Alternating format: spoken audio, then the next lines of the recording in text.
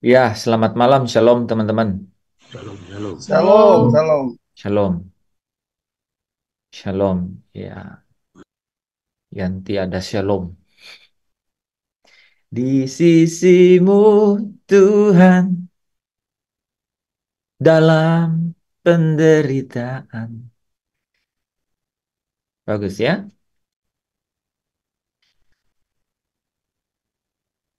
Kita sering nih, kita udah sering loh, teman-teman. Kalau satu gambar itu kan biasanya dibuat puzzle, puzzle ya, dipotong-potong gitu, kan? Puzzle itu tahu ya, permainan puzzle. Jadi dibuat eh, ter terpisah-pisah gitu. Nah, ini potongan-potongannya itu kita ada. Eh, tapi kita itu sedang berjuang, kita itu sedang belajar untuk merangkai itu puzzle itu. Nah, tema sukacita itu didesain gitu loh, saudara. Didesain untuk saudara dan saya bisa belajar dulu nih saudara. Belajar itu artinya punya memiliki pengetahuan, mendapatkan pengetahuan gitu. Jadi belajar kemudian apa saudara? Kemudian mengerjakan pengetahuan yang kita dapatkan itu dikerjakan. Dikerjakan ini nggak boleh setengah jalan, harus sampai selesai gitu. Nah, perlu perjuangan di dalam proses untuk sampai selesai. Kalau sampai selesai, maka di ujung dari semua proses itu ada kemuliaan, ada mahkota. Ini 4 kalimat tadi lagunya itu bagus ya. Di sisimu Tuhan dalam penderitaan. Terus, hah? Ganti? Sampai kemuliaan bersamamu Tuhan. Oke.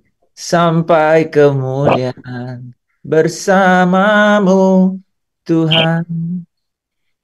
Coba coba teman-teman apa renungkan tuh 4 kalimat itu. Nggak usah terlalu jauh-jauh. Sebenarnya kalau makanya saya bilang tadi kalau kita udah tahu nih puzzle-puzzle itu ya, puzzle itu bahasa Indonesianya apa? Kepingan-kepingan. Katakan begitu aja ya. Kepingan-kepingan ini nih, kalau saudara dan saya itu udah banyak kepingan-kepingan ini. Hanya kadang-kadang kita itu tidak bulat hatinya. Kadang-kadang kita tidak teguh pendiriannya. Kadang-kadang kita goyah gitu. Kadang-kadang kurang kuat. Makanya Paulus bilang ya, berdirilah seperti seorang laki-laki. Gitu. Artinya ada tuh pesan di situ. Pesannya itu bahwa berdirilah teguh gitu. Harus teguh pendirian. Ya, teman-teman, apakah seideal itu di dalam kehidupan atau pergumulan hidup kita sehari-hari? Saya jawab ya, saya sendiri jawab tidak. Dan itu alkitabiah. Karena Paulus bilang, aku mengatakan ini bukan seolah-olah aku sudah sempurna gitu. Gitu. Dia bilang begitu. Tetapi aku terus berjuang gitu. Nah, firman ini ya, kebenaran-kebenaran itu saudara, itu menjadi kayak bingkai. Ya, saudara punya foto, tapi kalau nggak ada bingkai, tidak elok dilihat gitu. Kurang menarik atau tidak pada bentuk pesona yang terbaik daripada foto itu. Saya ingin mencoba nih saudara ya, membawa saudara untuk mengerti. Ini tema sukacita ini sepenting apa di dalam hidup. Benar-benar benar-benar sekalipun tidak mudah, saya tahu tidak mudah, tapi saya tahu bahwa ini adalah kunci satu-satunya. Ini adalah kunci satu-satunya. Supaya supaya saya dan saudara itu bisa dengan lantang gitu ya, dengan bulat hati berkata bisa dilewati. Gitu. Bisa dilewati. Jadi waktu bilang bisa dilewati itu bukan dalam kesan bahwa untung sudah lewat. Bukan. Tapi waktu bilang sudah dilewati itu dengan ini loh, saudara. Pulang dengan berkas-berkasnya. Sekalipun menabur dengan air mata gitu di tengah melalui proses-proses pergumulan hidup itu. Tapi ketika selesai dia bilang, Pak, uh, sudah dilewati gitu. Artinya dengan satu uh, kualitas, dengan satu hasil akhir yang apa, saudara? Yang membawa upah gitu, yang menerima upah, yang menerima mahkota gitu. Itu bisa dilewati. Artinya apa? Kulewati dengan berdiri tegak gitu. Dengan iman yang semakin dipimpin kepada kesempurnaan. Aku lewati dengan hasil aku semakin memiliki kodrat yang di dalamnya itu terkandung keilahian. Kalau belum berani bilang kodrat ilahi, ya kan? Gitu. Ini nih, ini harus menjadi hal yang eh, apa yang luar biasa. Harus jadi hal yang luar biasa. Ini harus jadi hal yang luar biasa. Supaya kita ngerti tuh lagu-lagu yang apa yang benar-benar kadang-kadang bisa seperti menusuk jauh ke dalam batin gitu ya, ke dalam hati ya. Sekalipun se, apa sekalipun hatiku dan batinku habis lenyap. Jadi gitu. Coba bayangkan ya. Jadi saya ini menerawang dan ikut tenggelam gitu di dalam syair lagu itu. Dan saya bisa menemukan gitu ya, ada butiran-butiran sukacita memang di situ. Gitu. Jadi di dilantunkan syair itu bukan dengan seperti keluhan gitu, bukan keluhan gitu. Tapi malah itu sukacita. Dia bergirang dengan apa? Dengan syair itu. Sekalipun dagingku dan hatiku habis lenyap. Gitu. Menarik tuh. Kan kata-katanya juga bagus. Habis lenyap. Gunung batuku dan bagianku tetaplah Allah selama-lamanya. Saudara harus tangkap itu. Jadi apakah dimanapun kita berada gitu, secara permanen ya, bisa jadi ibu rumah tangga, pelayan Tuhan, pekerja, ya, bisnismen gitu ya, dimanapun gitu, atau dalam dimensi waktu gitu ya, kan situasional gitu, situasional, tergantung suasana maksudnya kan gitu.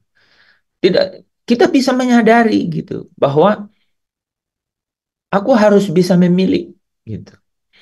Nah, tadi sore saya jemput anak saya kan Peter gitu. Saya tanya, gimana hari ini? Dia bilang agak males gitu. Ya, karena saya lihat mukanya kan gitu. Malas. Terus saya bilang gini, kita yang harus menemukan gitu sukacita di dalam keadaan di mana kita ada gitu. Kita harus yang menemukan gitu. Kita yang memutuskan apakah kita mau sukacita atau tidak. Kita yang memutuskan gitu. Ada keadaan di mana kita ditempatkan gitu. Ada situasi atau suasana karena di dalam tempat di mana kita ada itu juga situasional kan gitu. Kadang-kadang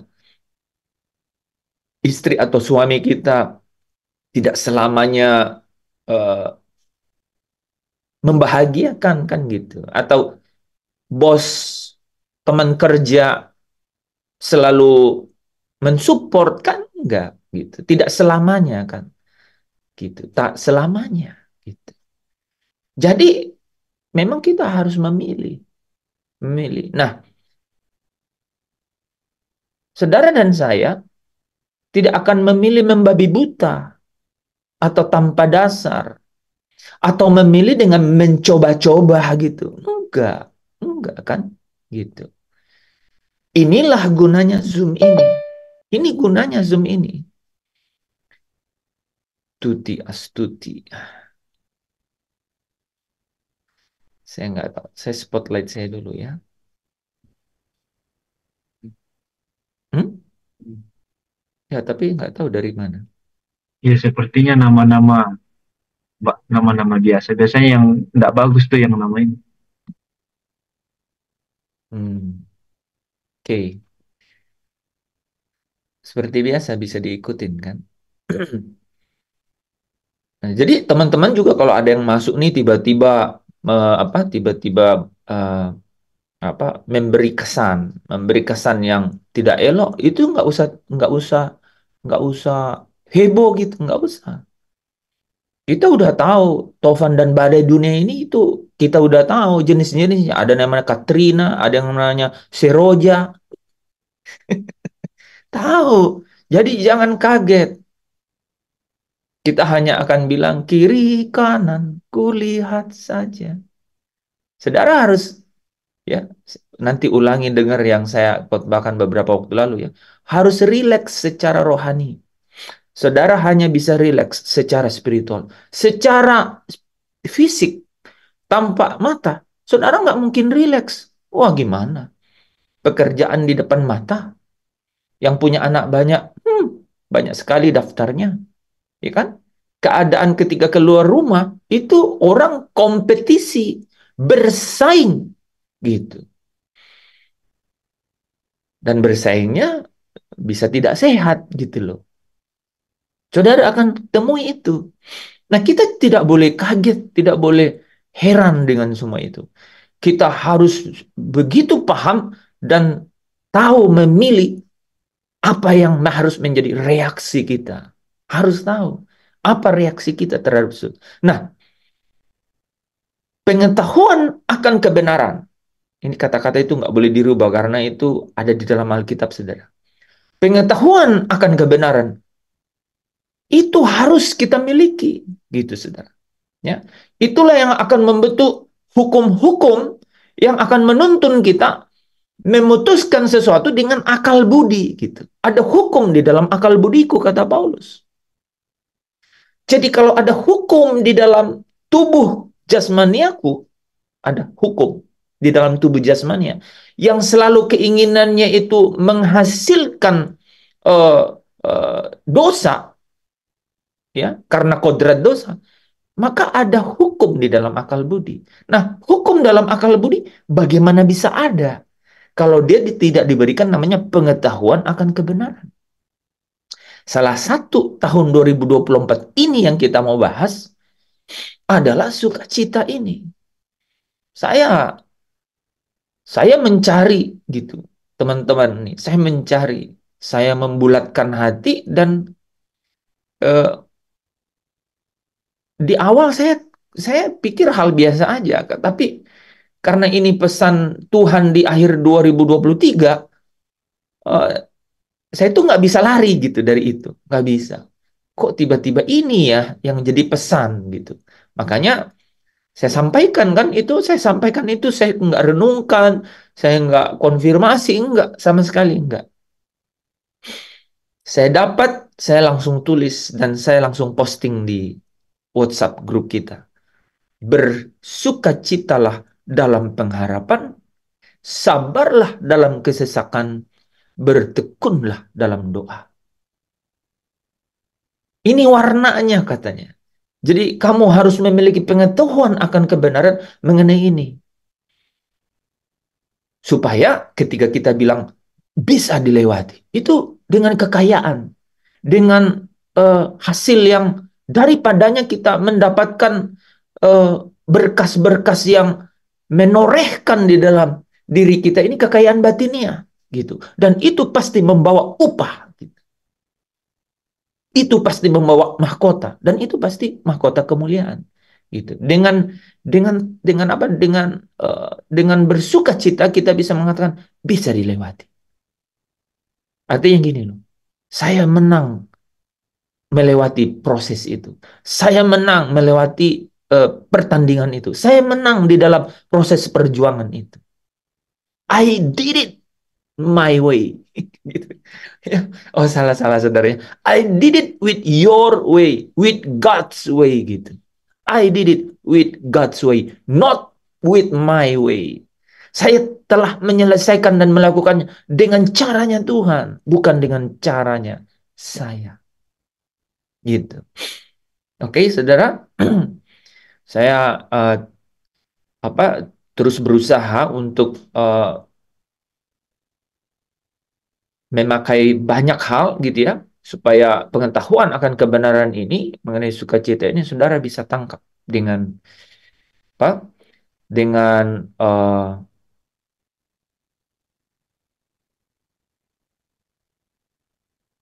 dengan sukacita juga gitu. Saudara tangkap terus dengan sukacita juga. Karena apa saudara? Bisa saja saudara tangkap tapi tidak dengan sukacita gitu. Itu artinya itu artinya tidak bisa menyatu gitu. Tidak bisa menyatu. Nah, eh, saya terus meminta pertolongan Tuhan supaya apa yang Dia sungguh-sungguh inginkan itu di dalam hidup kita boleh eh, benar-benar menjadi kekuatan gitu ya, menjadi kekuatan. Oke. Jadi Bapak Ibu, saudara-saudara yang dikasihi Tuhan ya, sukacita ini loh saudara ya. Sukacita ini rupanya sangat mendasar di dalam hubungan eh, Allah Bapa ya, yang sungguh-sungguh mengasihi Yesus. Dia katakan eh, karena demikian besar kasih Allah akan dunia ini, maka Dia mengaruniakan anaknya yang tunggal. Anaknya yang tunggal ini anak yang sangat dikasihi gitu. Di dalamnya itu terkandung sukacita yang besar. Terkandung sukacita yang besar. Karena rupanya saudara, ya, sukacita yang besar ini itu bicara mengenai uh, sukacita yang besar ini bicara mengenai unity, kesatuan gitu. Sukacita ini. Ini bagian yang paling klimaks nanti itu.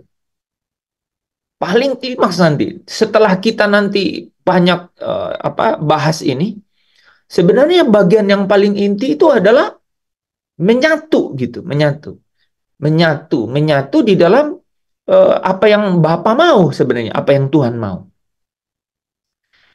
Jadi Yohanes 15 itu bilang begini kan, seperti Bapa mengasihi aku, Yesus berkata, seperti Bapa mengasihi aku mengasihi kamu, tinggallah di dalam kasihku itu, katanya.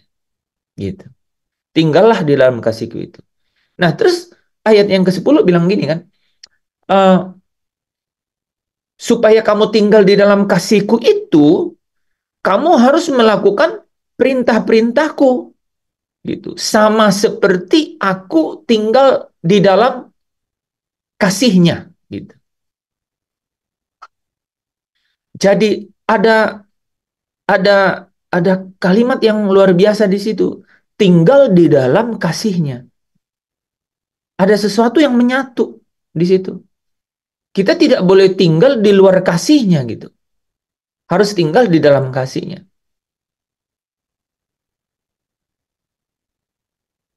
Nah, yang menarik itu gini nih teman-teman. Ada yang menarik nih. Jadi uh, kamu akan tinggal di dalam kasihku kalau kamu melakukan perintahku. Dan inilah perintahku, kasihilah sesamamu manusia seperti aku, kata Yesus, mengasihi kamu. Coba saudara renungkan kata-kata itu. Nah, dengan demikian katanya, dengan demikian, inilah ini dengan demikian sukacitaku itu akan ada di dalam kamu dan sukacitamu itu akan penuh. Jadi sukacita ini itu memiliki uh, uh, media, gitu ya, memiliki suasana, memiliki memiliki uh,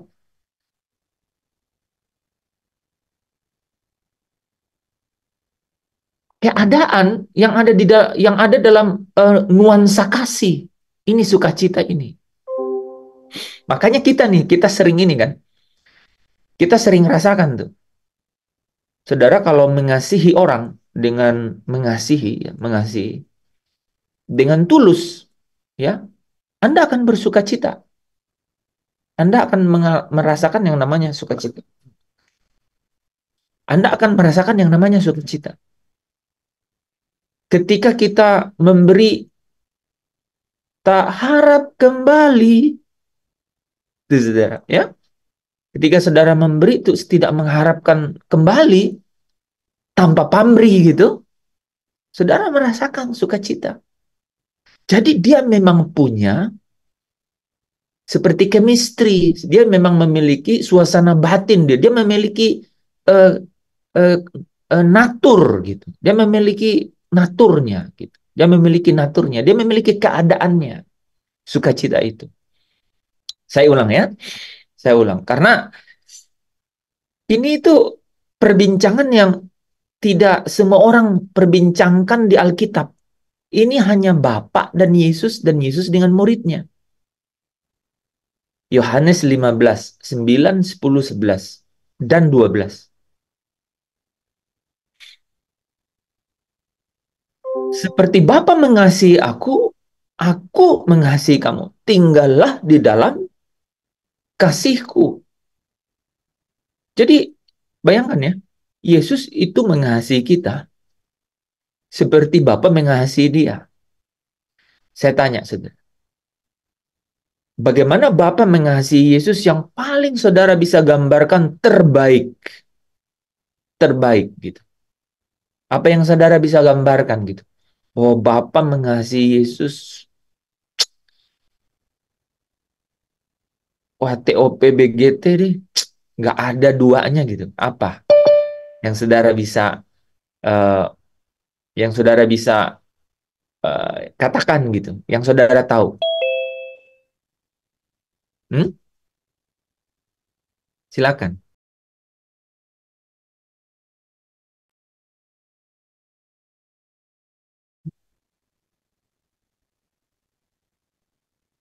Boleh? Ada yang tidak mudah ya?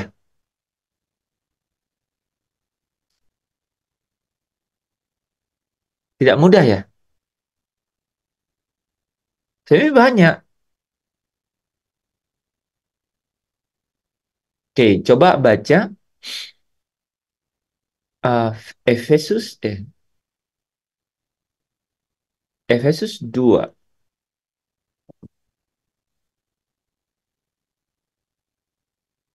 Efesus 2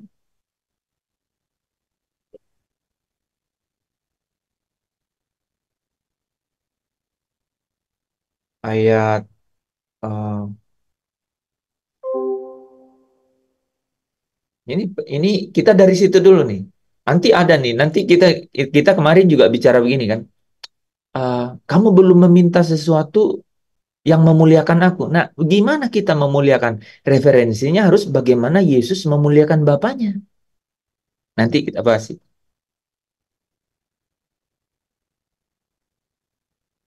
Hmm, sorry. Filipi 2. Ya. Filipi 2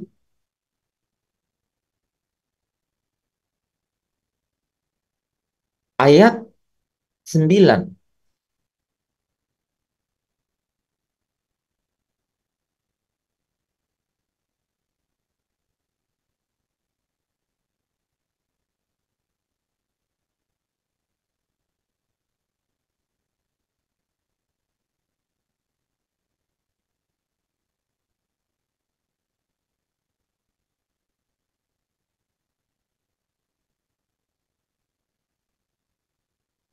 Silakan ada yang baca.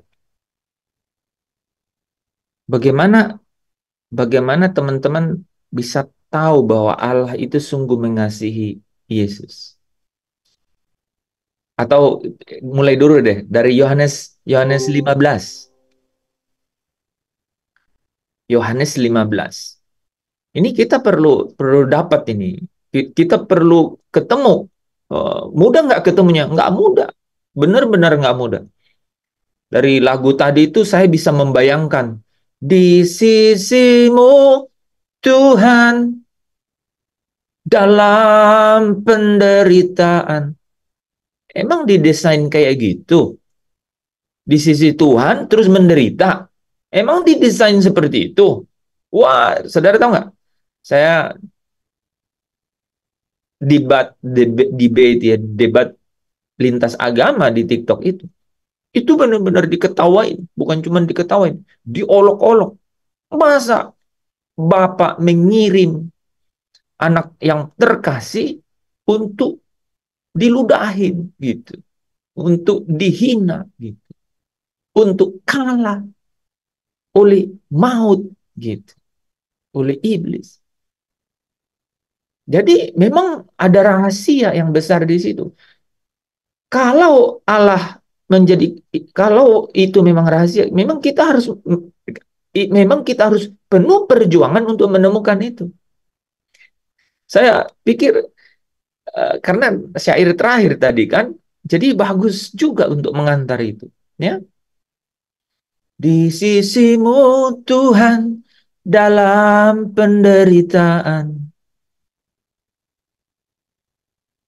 Terus apa ya tadi syairnya? Sampai kemuliaan bersamamu Tuhan. Apa? Sampai kemuliaan. Ya. Sampai kemuliaan. Sampai kemuliaan bersama. Nah, sampai kemuliaan sama bersamamu Tuhan itu aja tahapan yang berbeda. Itu tahapan berbeda itu. Sampai kemuliaan, jadi gini, di sisimu Tuhan dalam penderitaan itu dua hal yang berbeda juga. Ya, dalam kemuliaan bersamamu Tuhan juga berbeda. Ini di dalam gambar yang saya nanti tayangkan ini, saudara. Itu memang punya step. Nah, kita harus memiliki pengetahuan kebenaran mengenai itu sehingga benar-benar kita itu nggak kaget dengan apapun yang terjadi dalam hidup ini. Kita bisa benar-benar bilang, di sisimu Tuhan dalam penderitaan. Jadi kita pada saat kita ngomong gitu, itu kita bukan mengeluh, gitu ya, tapi kita jauh di dalam seperti Stefanus. Dia itu bersuka cita, dapat mengambil bagian, gitu, dapat mengambil bagian. Mengambil bagian dalam penderitaannya Kristus, gitu. Itu harus saya dan saudara temukan. Kalau kita anak-anak Allah, tahu ya, anak-anak Allah itu adalah orang-orang yang telah menerima firman-Nya Allah. Itu anak-anak Allah itu, ya. Orang-orang yang telah menerima firman-Nya Allah itu anak-anak Allah. Tetapi jadi kalau kita anak-anak Allah, kita harus benar-benar mengerti dan menyatu dengan itu sehingga kita mampu melewati dan melihat semua perjalanan ini menjadi satu perjuangan yang katanya apa tadi? Kemuliaan? Enggak ada kata depannya tadi apa? Dalam kemuliaan. Ya, dalam kemuliaan gitu. Dalam kemuliaan. Jadi kita tahu bahwa ini dalam kemuliaan.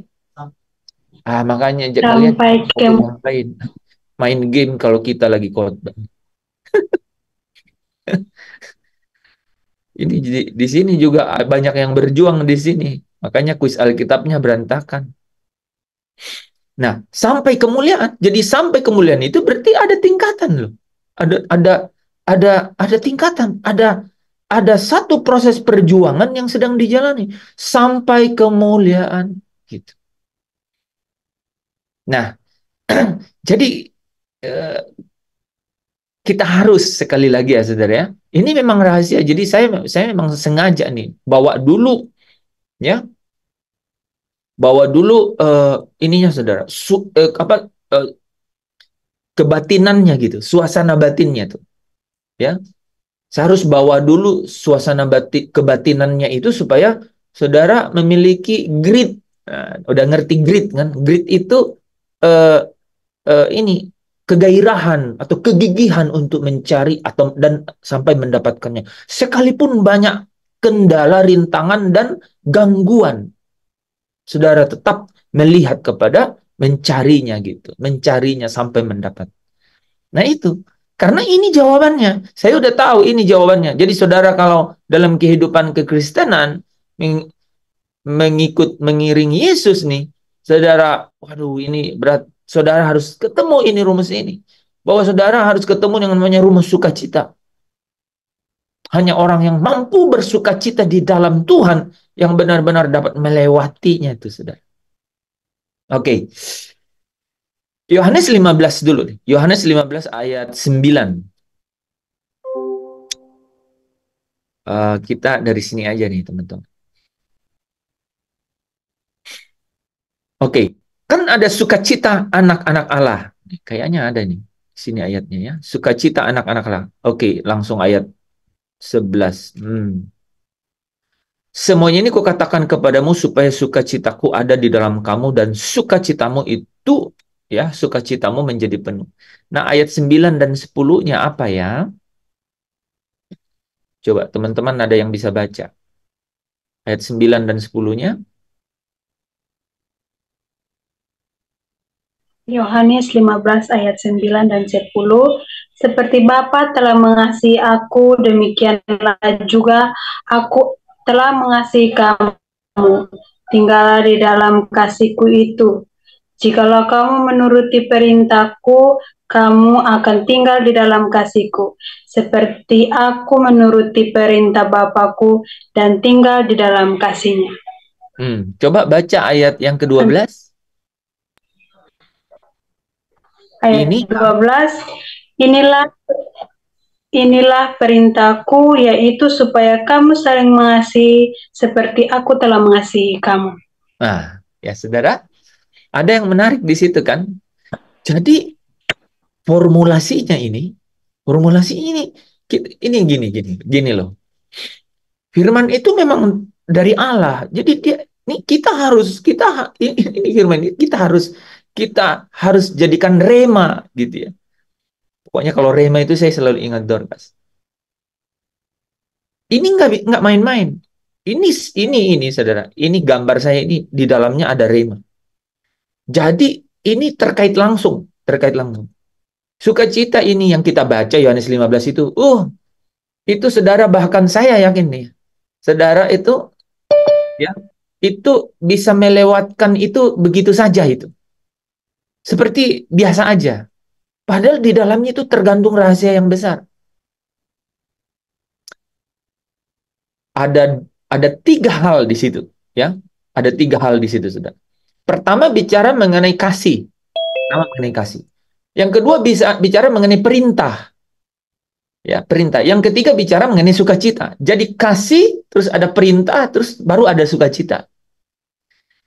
Jadi Yesus bilang begini kan, seperti Bapa mengasihi aku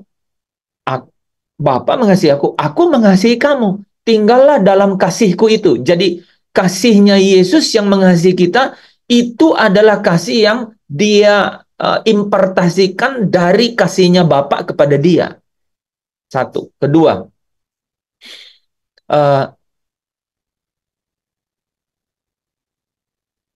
kalau kamu melakukan perintahku, muncul kata itu, kamu akan tinggal dalam kasihku. Seperti aku melakukan perintah dari Bapakku dan tinggal dalam kasihnya Bapakku. Menarik ya.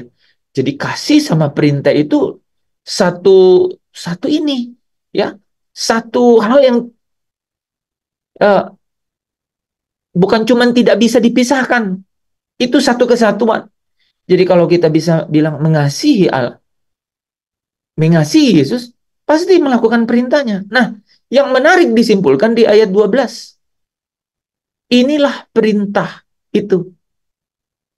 Kasihilah sesamamu manusia seperti aku mengasihi kamu. Jadi kasih yang sama kita harus berikan kepada orang lain.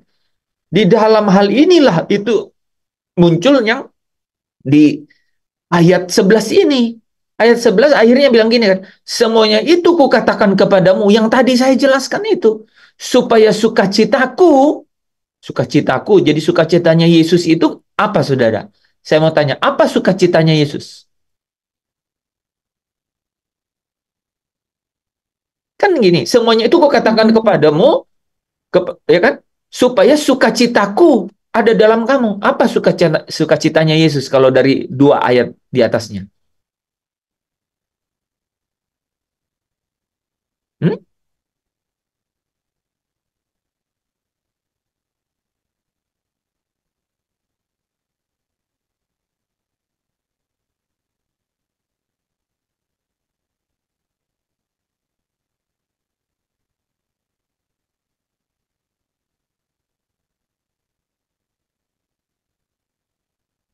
Apa? Sukacitanya Yesus apa?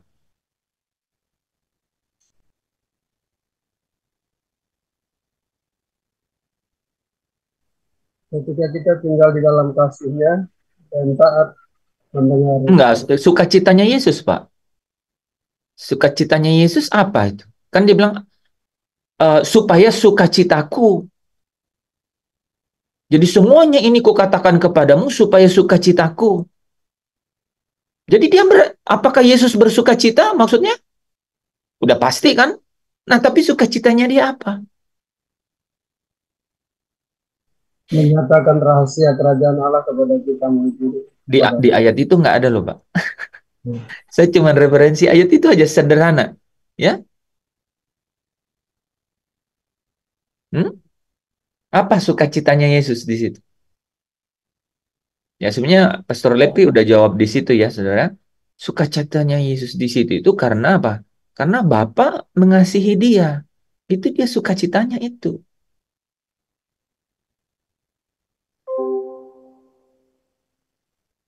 Sukacitanya itu. Nah, mengenai melakukan perintah, itu hubungannya dengan sukacita murid-muridnya menjadi penuh. Itu hubungannya dengan itu. Nah, karena Yohanes 17 ayat 3 membuktikan itu. Yohanes 16 ayat 24. Ini kita bahas, kita langsung sambungkan ya. Yohanes 16 ayat 24 katakan apa?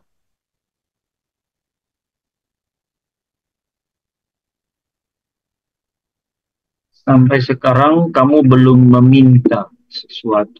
Nah, sampai sekarang kamu belum meminta sesuatu pun dalam namaku, mintalah maka kamu akan menerimanya, supaya penuhlah sukacitamu. Di dalam terjemahan sederhana Indonesia, ini saudara perhatikan, ini tuh kalau kita baca, kedalamannya kita nggak bisa ketemu. Kalau di dalam terjemahan ini kita bisa dapat. Sampai sekarang kamu belum meminta apapun dari Bapa untuk memuliakan aku. Mintalah hal-hal yang memuliakan aku, maka kamu akan menerimanya. Dengan demikian kamu akan sungguh-sungguh merasakan sukacita. Jadi kita akan sungguh-sungguh merasakan sukacita atau sukacita kita penuh kalau kita meminta hal-hal yang memuliakan Yesus. Nah, coba kita lihat. Ada referensi ayat yang mengatakan bagaimana Yesus memuliakan Bapanya. Yohanes 17 ayat 4. Aku telah mempermuliakan engkau di bumi. Jadi Yesus sebagai anak manusia ada di bumi. Dengan jalan apa?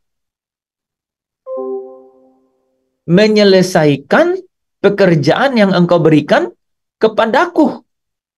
Jadi dia menyelesaikan pekerjaan yang dia berikan, yang diberikan oleh Bapaknya, itu dengan cara itu dia mempermuliakan Bapaknya.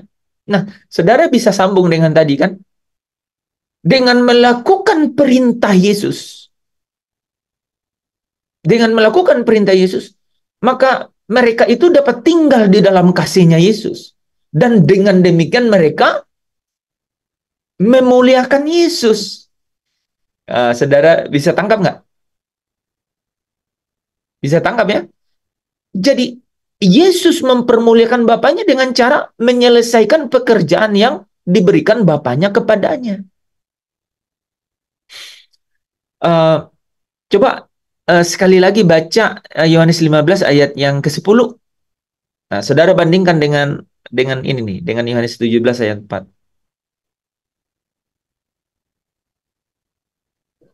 Yohanes 15 ayat 10.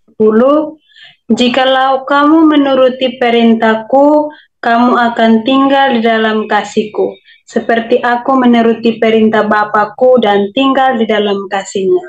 Jadi Yesus Amin. menuruti perintah Bapaknya dengan cara menyelesaikan pekerjaannya, yaitu apa? Mempermuliakan. Itulah yang mempermuliakan Bapaknya. Itulah caranya dia mempermuliakan Bapaknya. Jadi dari dua kalimat ini, saudara, semuanya itu kukatakan kepadamu supaya apa? Sukacitaku. Jadi sukacitanya Yesus itu karena dia dikasihi oleh Bapaknya. Dan supaya sukacitamu menjadi penuh. Dia kasih tahu bagaimana supaya sukacita kita penuh, itu dengan cara tinggal di dalam kasih-Nya. Dan kita tinggal di dalam kasih-Nya kalau kita melakukan perintah-Nya. Dan kalau kita melakukan perintah-Nya, kita sedang memuliakan Yesus. Untuk itulah kenapa dia katakan, kalau kamu meminta hal-hal yang memuliakan aku, yaitu melakukan perintahku, yaitu tinggal dalam kasihku, maka kamu akan sungguh-sungguh merasakan sukacita. Maka penuhlah sukacitamu. Ini ayat ini, saudara, menjelaskan ayat ini saling menjelaskan, saudara, kalau tanggapnya. Jadi Yohanes 15 ayat 9 sampai 12, Yohanes 16 ayat 24, Yohanes 17 ayat yang keempat. Nah, ini pasti pasti akan sangat seru dalam materi kuisnya itu. Akan saudara tidak tangkap, saudara seperti benar semua. Gitu. Wah, ini yang mana? Seperti semuanya benar gitu. Ya, saya ulang nih, saudara ya.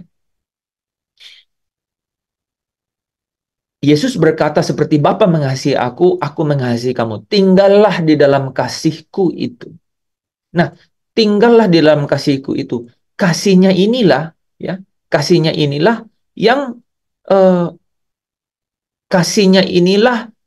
kemudian membawa kita untuk ke ayat 10, yaitu apa? Kalau kamu melakukan perintahku, kamu tinggal dalam kasihku. Nah, kalau kita melakukan perintahnya, maka itu adalah hal-hal yang memuliakan dia. Dan kalau kamu memuliakan dia, maka penuhlah sukacitamu. Yohanes 17 ayat 4. Maka penuhlah sukacitamu.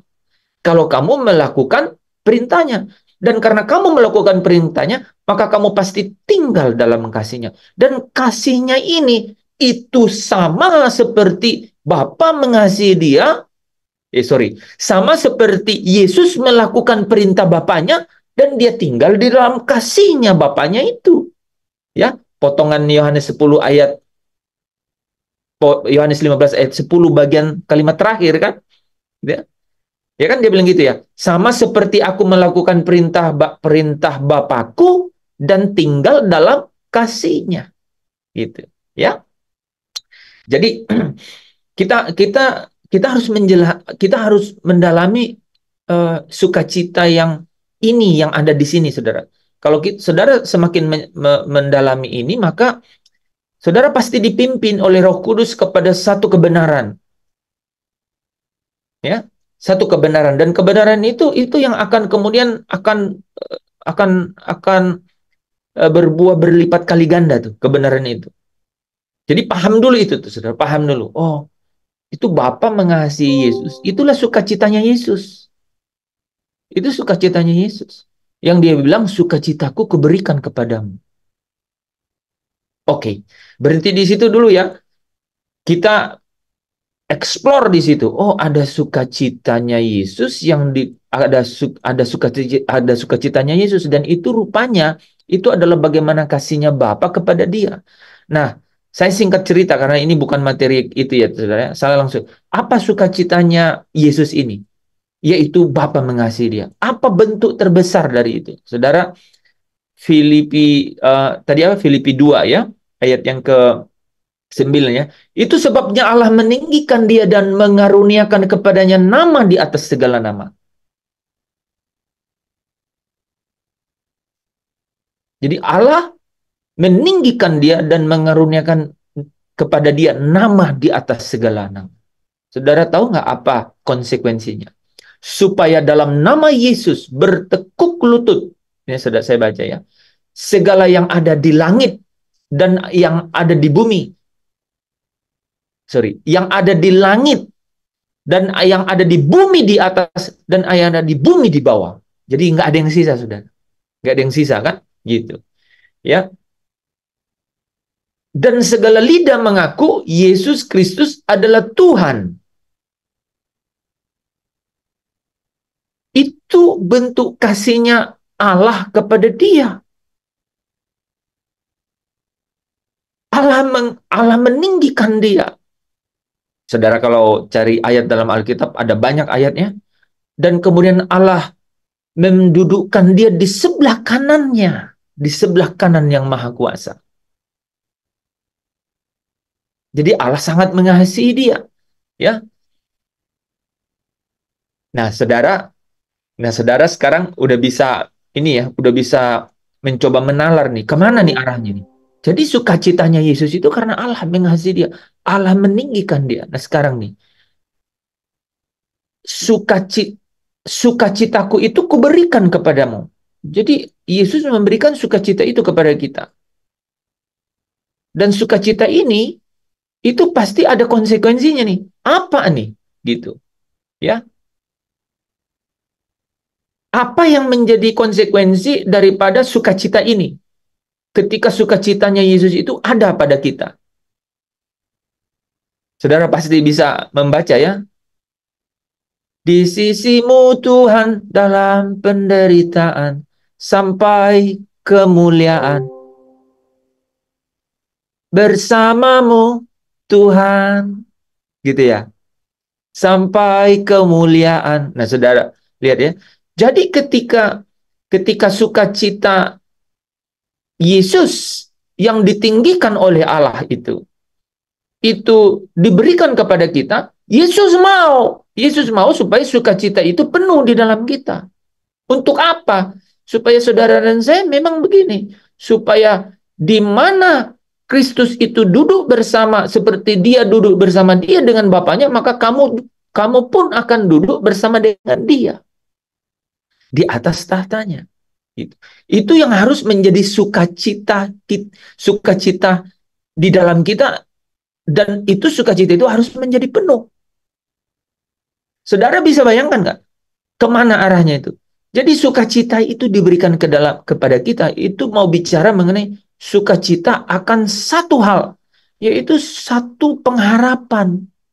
Pengharapan seperti yang Yesus sudah terima. Dia ditinggikan oleh Allah Bapa dan dia duduk di sebelah kanan Allah Bapa, di mana semua yang ada di langit, di bumi di atas, di bumi di bawah itu bertekuk lutut dan memanggil dia Yesus adalah Tuhan. Kalimat terakhir di Efesus 2 itu saudara tidak lupa dikatakan bagi kemuliaan Allah Bapa. Tetap Bapa Allah Bapa di atas segala-galanya. Gitu. Nah, sukacita ini diberikan kepada saya dan saudara, diberikan kepada murid-muridnya, dan kepada siapa murid-murid ini, kepada siapa murid-murid ini memberitakan firman itu, supaya apa? Supaya suatu hari nanti, ya, saudara dan saya juga dapat menerima kemuliaan itu. Jadi, kalau suatu hari nanti dapat menerima kemuliaan itu artinya apa? Itu artinya belum kelihatan. Artinya apa? Itu baru diharap-harapkan. Makanya sukacita yang harus kita miliki itu adalah sukacita di dalam pengharapan. Nah, saudara sudah lihat nyambungannya ya. Ini sukacita ini. Jadi sukacita kita akan menjadi penuh ketika sukacita kita itu dalam pengharapan. Pengharapan akan apa? Pengharapan akan menerima kemuliaan Allah itu. Roma pasal 5 ayat yang ketiga, kalau nggak salah. Ya. Atau keempat. Ya. Sorry, Roma pasal 5 ayat yang kedua kan, menerima kemuliaan. Nah, oke. Jadi kita lanjut ya, teman-teman. Supaya materi ini secara umum dulu bisa selesai ya. Saudara, kita berhenti di kata, berarti kita harus sukacita yang dimaksudkan ini adalah sukacita yang, wah, sukacita yang diterima oleh Yesus. Sukacita yang karena dia ditinggikan oleh Bapaknya, diangkat dalam kemuliaan oleh Bapaknya. Nah, kalau sukacita ini diberikan kepada kita, Yesus mau sukacita ini menjadi penuh di dalam kita. Ya, menjadi penuh dalam kita. Itu artinya supaya sukacita ini membawa kita juga mendapatkan kemuliaan itu. Dan itu belum kita bisa lihat sekarang. Itu artinya dalam satu pengharapan. Jadi sukacita kita harus dalam satu pengharapan. Jadi saudara, sukacita anak-anak Allah itu adalah sukacita dalam satu pengharapan. Nah, saya akan menjelaskan dengan diagram ini. Minggu lalu kita udah bahas ini ya, bahwa dasar dari sukacita anak-anak Allah adalah sukacita di dalam Tuhan. Sukacita di dalam Tuhan itu berbeda dengan sukacita dalam pengharapan.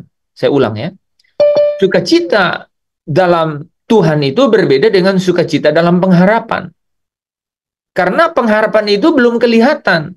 Kalau sukacita dalam Tuhan itu, saudara dan saya secara mata rohani bahkan menikmati kemerdekaan dari Tuhan itu. Saudara ada di sini, ya, terus mencari Tuhan karena tahu bahwa kebenaran itu memiliki satu kuasa gitu.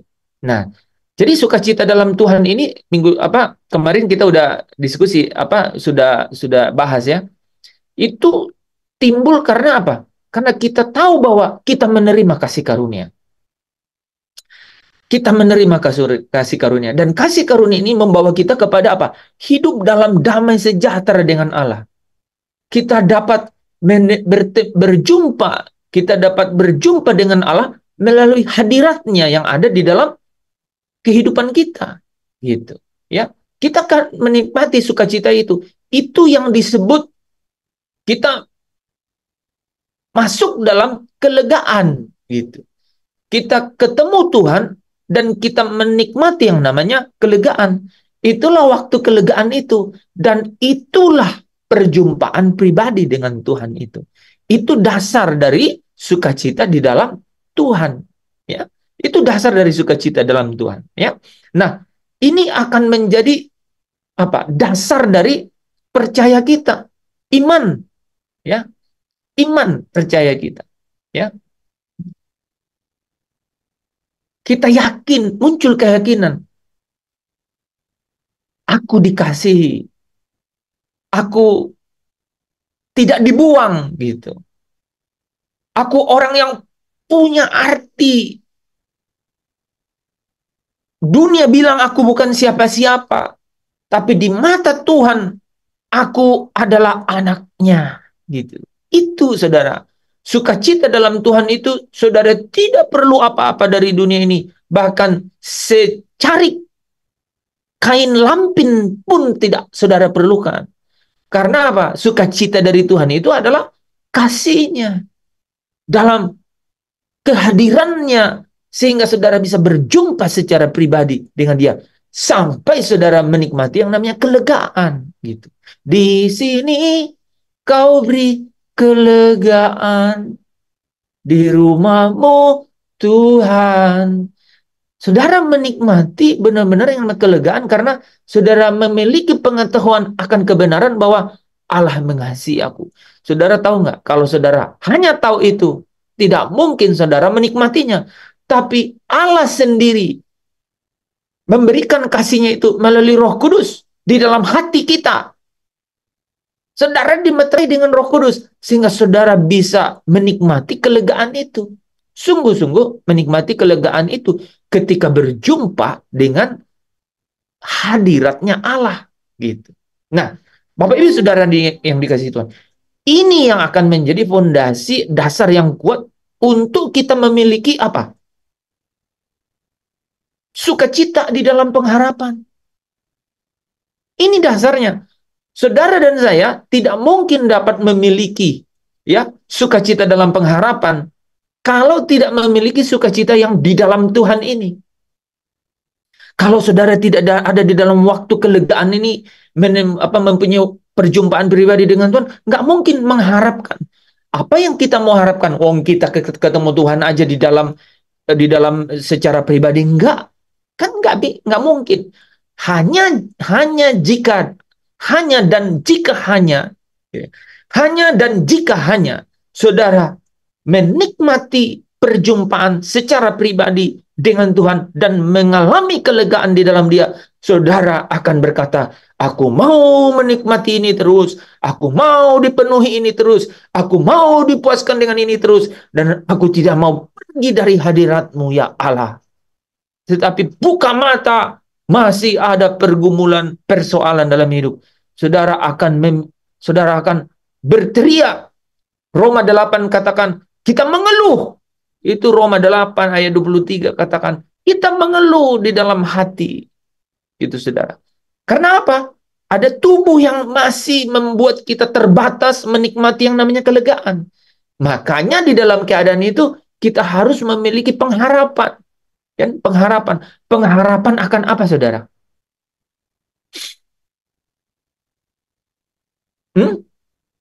Pengharapan akan apa? Akan menerima kemuliaan. Akan menerima kemuliaan. Akan menerima kemuliaan. Udah betul, tapi tidak terlalu betul. Pengharapan akan apa, saudara? Dengan perjumpaan pribadi dengan Allah itu, saudara menikmati kelegaan di mana saudara dipuaskan oleh Tuhan, dipuaskan oleh Allah, sehingga kita mengharapkan sesuatu, ya kan? Kita bersukacita karena pengharapan itu. Apa yang saudara harapkan? Dimuliakan bersama dengan Kristus. Di situ tulisannya sudah ada, diam bersama Allah. Itu yang paling saudara pasti mau. Loh, saudara tahu nggak? Di sini kau beri kelegaan di rumahmu Tuhan. Di lagu itu kan kalau saudara sadar, ya, di bait selanjutnya apa katanya? Jadi penggalan bait pertama lagu itu menjelaskan mengenai sukacita dalam Tuhan. Di sini kau beri kelegaan di rumahmu Tuhan. Hidup yang penat, letih gelisah, kau ganti sukacitamu. Menarik nggak? Jadi sukacitamu, sukacita Tuhan itu bicara mengenai kelegaan. Nggak mungkin saudara mengalami kelegaan kalau tidak punya perjumpaan pribadi. Dan nggak mungkin berjumpa pribadi dengan Tuhan kalau saudara tidak hidup dalam perdamaian dengan Dia, dalam damai sejahtera dengan Dia. Dan itu hanya dapat kita terima karena kasih karunia-Nya itu. Luar biasa itu, saudara. Itu harus benar-benar menjadi tergoyahkan di dalam batin saudara itu. Ya. Nah, kalau kita udah memiliki kelegaan itu, maka apa yang kita mau selanjutnya? Nggak mungkin ada orang yang dipuaskan terus mau berhenti dipuaskan. Nggak ada. Sifatnya adalah aliran-aliran air hidup.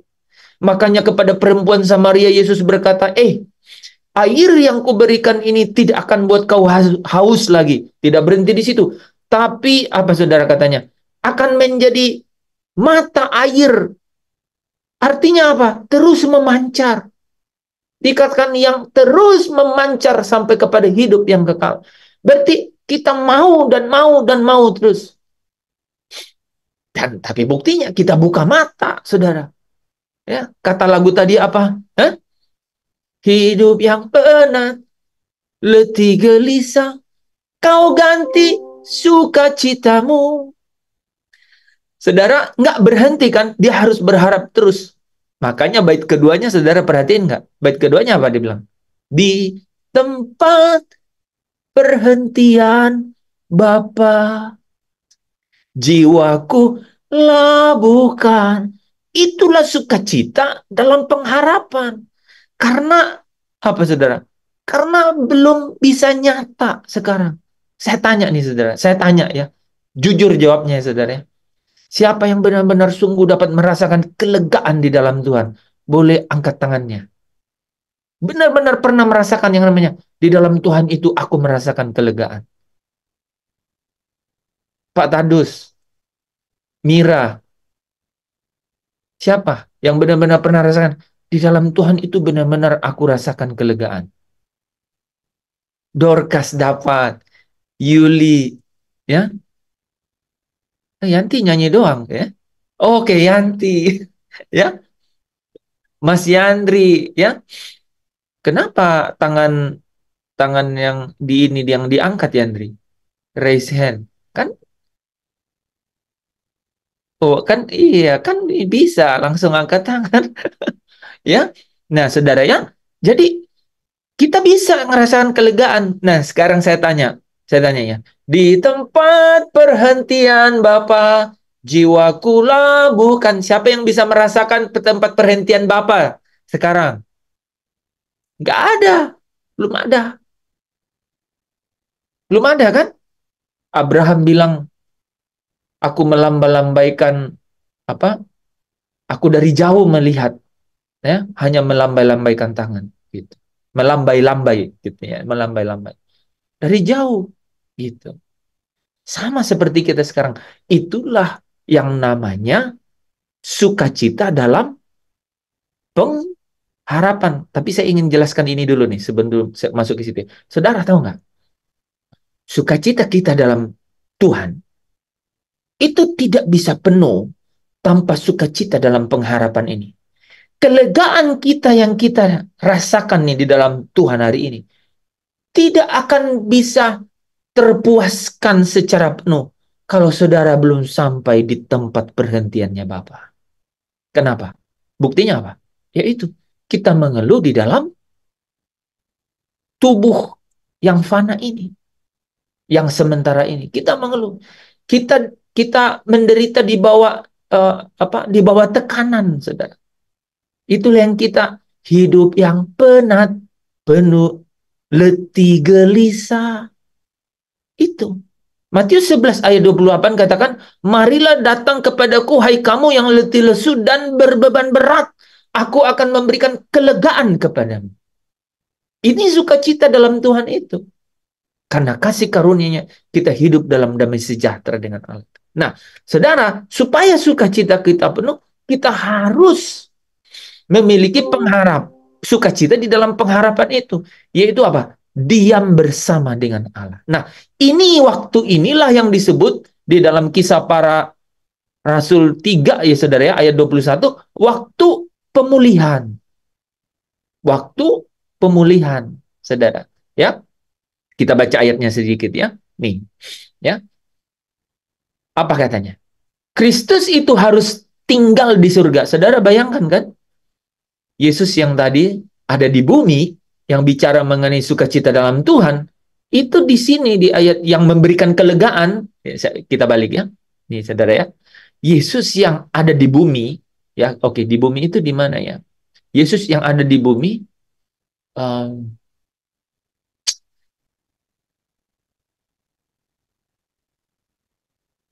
kalau nggak salah di sini tadi ya. Nih, saudara ya. Nih, saudara. Aku telah mempermuliakan engkau di bumi. Yesus yang ada di bumi, itu ya, saudara. Itu membawa kita kepada sukacita yang ada di dalam Tuhan. Karena dialah yang menjadi jalan masuk kepada kasih karunia itu. Sehingga kita hidup dalam damai sejahtera dengan Allah. Itu dia memberikan yang namanya waktu kelegaan ketika dia di bumi. Ya, dan kemudian sampai kepada kita sekarang ini. Tetapi satu hari nanti, gitu saudara, Kristus itu harus tetap tinggal di surga sampai sekarang ini.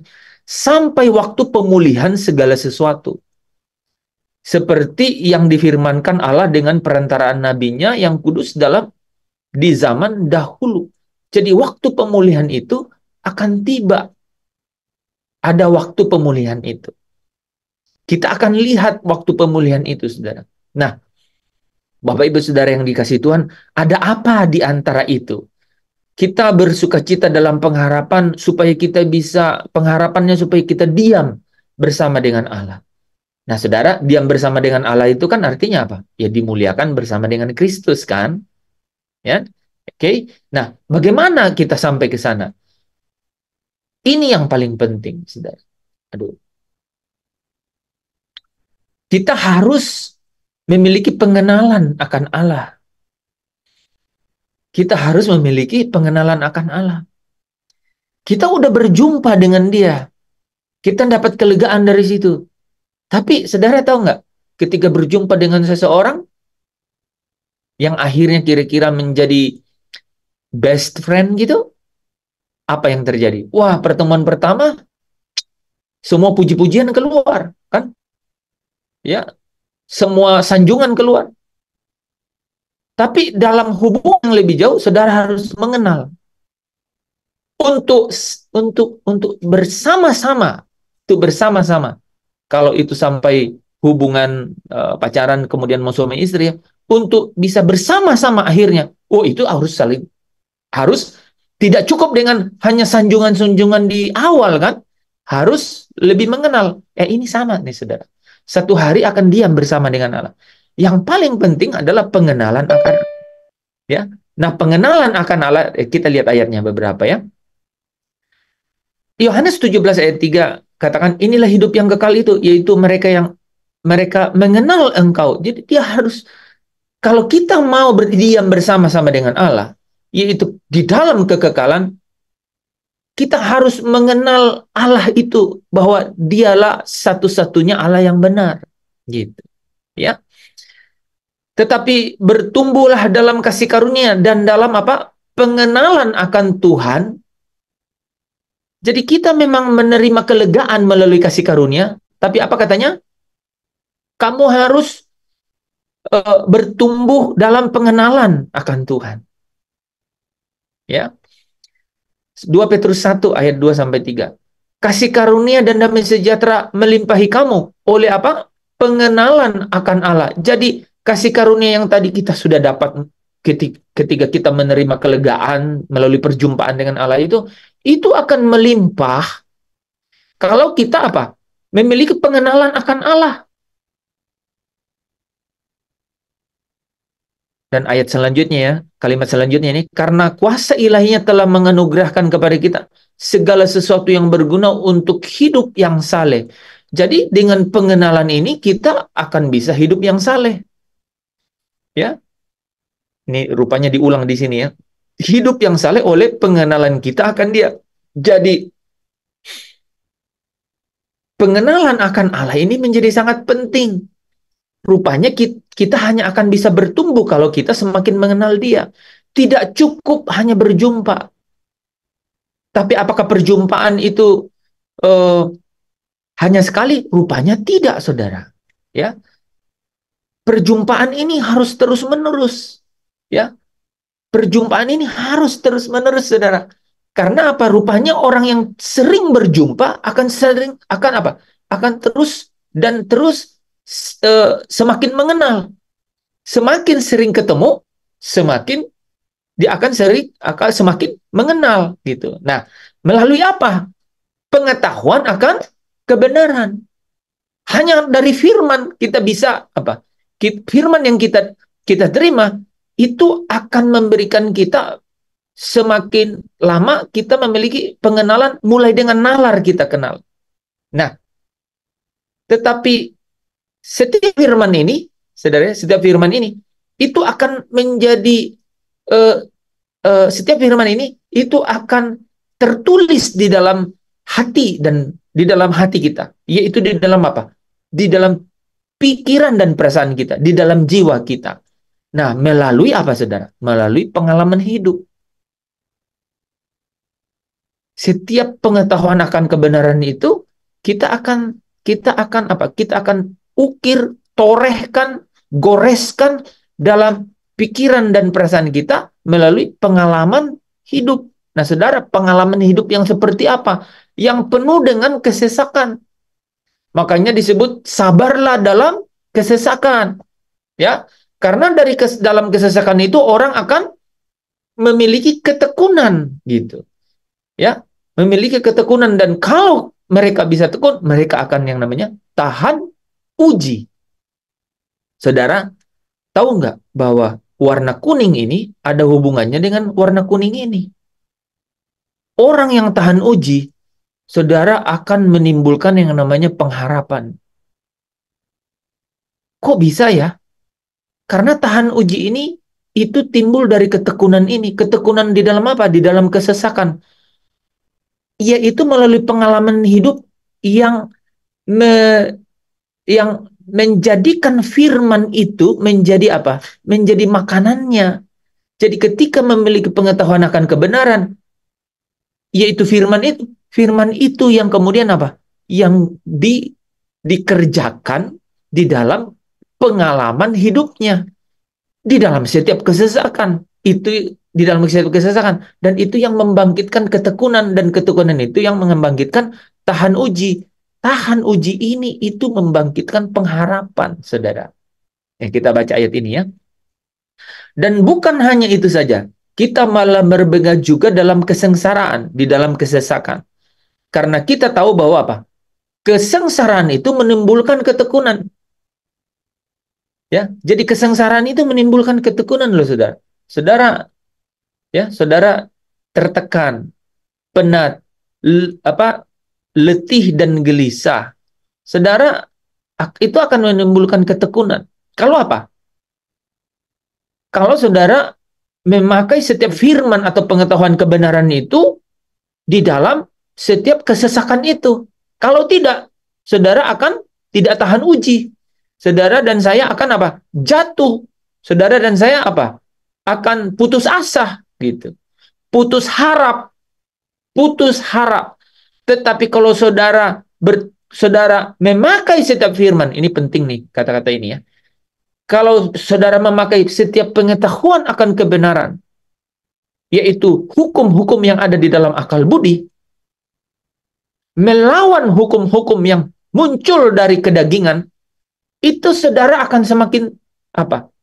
Itu akan menimbulkan ketekunan di dalam diri saudara untuk terus melihat bahwa wow, kalau saya melakukan ini, rupanya saya semakin kuat gitu.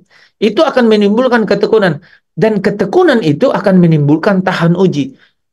Setiap cobaan, setiap godaan dari setiap kodrat dosa itu pasti ingin supaya saudara patah semangat, supaya saudara menyerah, supaya saudara mengikuti jalannya atau keinginannya, menuruti atau memuaskan keinginannya.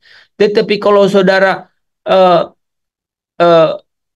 bertekun di dalamnya, saudara menjadi tahan uji. Nah, saudara perhatikan kata-kata Roma 5 ayat 4 ini. Dan tahan uji menimbulkan pengharapan. Jadi bukan sembarangan. Karena tahan uji ini muncul dari apa? Dari ketekunan, karena apa? Melaksanakan, mengerjakan perintahnya Allah, yaitu firman kebenaran itu. Ya. 2 Korintus 13 ayat 5 nih, saudara. Ujilah dirimu sendiri, apakah kamu tetap tegak di dalam iman. Muncul kata iman kan, iman yang tadi di kelegaan itu. Kan oleh iman saudara bisa menikmati kelegaan. Ya. Ujilah dirimu, apakah kamu tetap tegak di dalam iman. Selidiki dirimu, apakah kamu tidak yakin akan dirimu bahwa Kristus Yesus ada di dalam diri kamu. Sebab jika tidak demikian, kamu tidak tahan uji. Jadi iman ini ada hubungannya sama tahan uji. Ya, kita kembali dulu ya ke sini ya. Jadi menarik ya saudara, pengetahuan akan kebenaran ini, yaitu pengenalan akan Allah, ini akan melalui pengalaman hidup ya. Di dalam kesesakan itu akan menimbulkan ketekunan, dan ketekunan ini akan menimbulkan tahan uji. Tahan uji ini yang akan menimbulkan pengharapan. Saudara tangkap ini ya. Hanya ketika saudara, mungkin saya tutup dulu ya. Hanya ketika saudara dan saya tahan terhadap ujian-ujian dalam kesesakan tadi yang timbul dari keinginan-keinginan daging itu, yang oleh kodrat dosa itu. Ketika saudara itu tahan uji, ketika saudara tahan uji, ketika saudara menang terhadap kesesakan-kesesakan yang ditimbulkan oleh cobaan itu, ketika saudara terus bertekun, saudara tahan uji, baru saudara berpikir, saya memiliki pengharapan untuk bisa dimuliakan bersama Yesus, untuk diam bersama dengan Bapa. Tidak mungkin pengharapan itu muncul atau timbul dengan sendirinya, saudara. Nggak mungkin. Atau pengharapan itu timbul. Nah, saya kasih ilustrasi ya. Ketika saudara baca Alkitab, Kolose berapa? Kolose 3 ya, ayat 1 sampai 3 itu kan, gitu. Pikirkanlah perkara yang di atas, di mana Kristus ada, gitu kan? Sebenarnya secara nalar udah mulai muncul ya. Wah, gua mau ya. Gua memiliki aku harus memiliki pengharapan untuk apa? Untuk tinggal atau diam bersama Allah di mana Kristus itu ada gitu. Saya mau. Tapi apakah pengharapan itu sudah teruji? Jawabannya tidak. Saudara masih bimbang, masih kurang yakin, betul? Nah, enggak ya, belum yakin. Atau keyakinannya tingkatnya itu ada tertentu levelnya. Masing-masing kita ada. Tetapi tahu nggak saudara? Kalau saudara membawa firman itu di dalam pengalaman hidup, yaitu ketika di dalam kehidupan ini cobaan-cobaan oleh kodrat dosa yang membawa saudara di dalam kesesakan, di dalam kesengsaraan, di dalam penderitaan, saudara terus bertekun mengikuti firman, yaitu pengetahuan akan kebenaran itu, dan tidak mengikuti keinginan-keinginan yang dibangkitkan oleh kodrat dosa ini, maka saudara akan timbul ketekunan di dalam itu. Wah, rupanya saya bisa menang. Rupanya saya bisa mengalahkan. Rupanya saya bisa terhindar dari cobaan-cobaan ini. Di dalam Tuhan rupanya saya bisa kuat menjalani ini. Dan saya menikmati aliran-aliran sukacita itu mulai hadir di dalam diri saya kalau saya memilih jalan sesuai dengan pengetahuan kebenaran ini. Maka itu menimbulkan ketekunan. Saudara akan tahan uji. Dan tahan uji yang ini menimbulkan pengharapan. Saudara akan bangkit dan semakin bertambah pengharapannya, atau kata Alkitab, pengharapannya akan semakin melimpah. Ini menarik ya, kata itu Alkitab pakai istilah itu. Pengharapan kita itu kan semakin melimpah. Jadi ada sukacita di dalam pengharapan karena pengetahuan akan kebenaran, tetapi sukacita ini akan terus melimpah melalui apa? Melalui setiap ujian-ujian, melalui setiap ketekunan-ketekunan yang kita bangun sehingga menimbulkan tahan uji. Dia akan terus melimpah pengharapan itu. Realitasnya gimana, saudara? Saudara akan semakin yakin bahwa nama saudara tertulis dalam kitab kehidupan. Saudara akan semakin yakin. Coba kalau saudara mau menguji itu ya, saudara uji itu. Seyakin apa saudara namanya sudah tertulis dalam kitab kehidupan? Itu bisa diuji dari apa? Dari semakin seberapa banyak pengharapan saudara itu sudah melimpah. Dan itu hasil dari apa? Sebanyak apa saudara sudah tahan uji terhadap cobaan-cobaan, terhadap kesengsaraan, terhadap kesesakan yang saudara alami melalui pencobaan gitu. Itu bisa kita rasakan gitu, saudara. Ya, saya ulangi, saudara. Semakin saudara menikmati yang namanya tahan uji melalui pencobaan-pencobaan, melalui kesesakan-kesesakan, itu saudara pengharapannya akan semakin melimpah. Dan pengharapan di sini itu bicara mengenai diam bersama dengan Allah. Diam bersama dengan Allah. Dimuliakan bersama dengan Kristus. Ya, kita lanjut ya, saudara ya. Nah, ini bukan proses satu kali, tapi ini adalah proses yang terus-menerus, saudara. Prosesnya terus-menerus. Saya akan berjumpa dengan Allah lagi. Ya, karena saya nikmati perjumpaan itu. Dan akan terus dilengkapi dengan pengetahuan akan kebenaran. Ya, hal itu akan membuat iman kita itu menjadi sempurna. Ya, iman kita akan menjadi sempurna.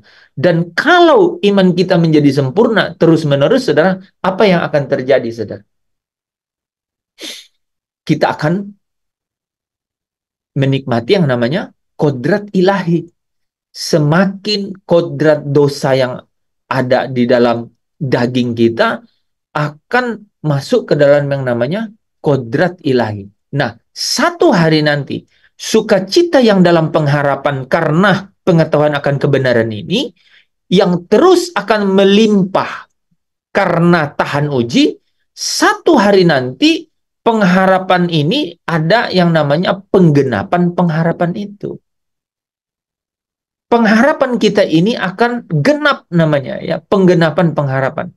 Dan penggenapan pengharapan ini yang membawa kita dimuliakan bersama dengan Kristus. Bisa ya, teman-teman? Nah, diagram ini saya sengaja buat supaya saudara bisa membuat tadi kepingan-kepingan yang tersebar itu, pasal-pasal yang di sana sini itu bisa didesain menjadi bingkai yang punya gambar yang jelas gitu.